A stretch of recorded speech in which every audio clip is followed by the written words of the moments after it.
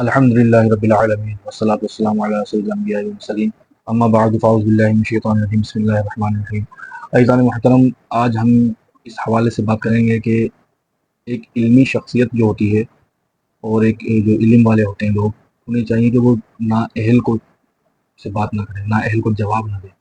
میں نے بات لوگوں کو دیکھا ہے علم ہونے کے باوجود ایک جاہل بندے سے بحث کر رہے ہوتے ہیں کہ یار تم وہ جو ہے نا وہ ایسا ہے ویسا، یہ دلیل ہے وہ دلیل ہے، حالانکہ آپ کو جب پتہ ہے کہ سامنے والے کو علم ہی نہیں ہے، معلومات ہی نہیں ہے، کوئی اس کی تحقیق نہیں ہے، کچھ بھی نہیں ہے، بلکہ اس کے منہ میں جو آ رہا ہے وہ بولا جا رہا ہے، تو ایسے لوگوں سے بچنا ہی بہتر ہے، ورنہ آپ کو یہ چیز ذلیل کر کے رکھ دے گی ایک نہیں۔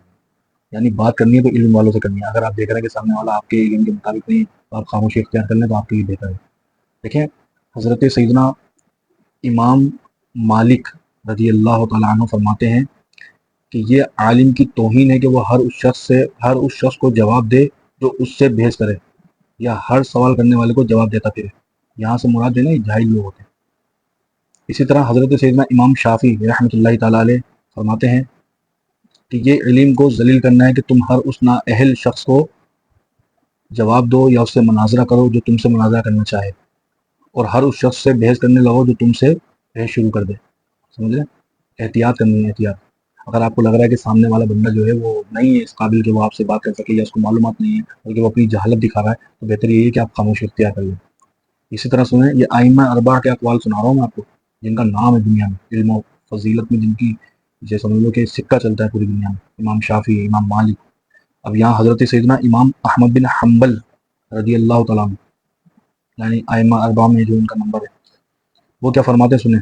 یہی اسی سے ریلیٹڈ بات، وہ بھی یہی کہتے ہیں، اہل علم اور اللہ کی معرفت رکھنے والوں کے لیے مناسب نہیں کہ جب بھی کوئی جاہل اپنی جہالت کے ساتھ گفتگو کرے تو وہ اسے جواب دینے لگے، اس سے حجت کرے، اس سے مناظرہ کرے، پھر اس کے گناہ میں شریک ہو جائے اور اس کے گناہوں کے سمندر میں اس کے ساتھ اتر پڑے۔